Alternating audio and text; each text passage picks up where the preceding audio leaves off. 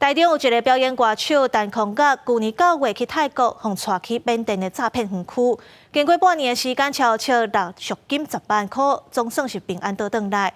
这涉嫌贪污落难、涉单的嫌犯是已经互逮捕。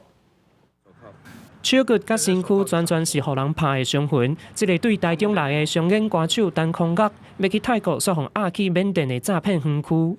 就觉得很奇怪。 明明就在曼谷，为什么开车开这么久？那这中间我的行动也是被受限制。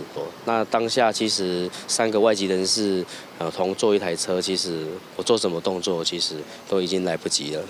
陈空甲表示，去年9月答应涉单的朋友到泰国替诈物件转来台湾，就安尼孤一个人前往，到地了后，却互带去缅甸，除了互关起来，还协助集团进行诈骗，也互人口买卖集团转卖3摆。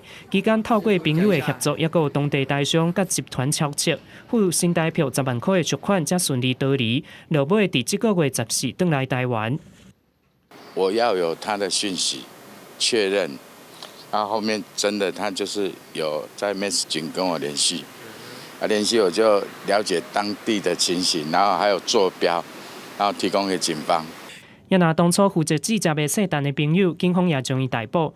台中检方表示，目前将涉单的查甫人列做被告，警方当咧侦讯。另外，台中市刑大也抓到一个协助诈骗集团的通信业者。来，收手票先给你看。该业者均以 BMW 汽车提供外送到府服务，还协助诈团回收手机内证，涉嫌诈欺犯罪嫌疑重大。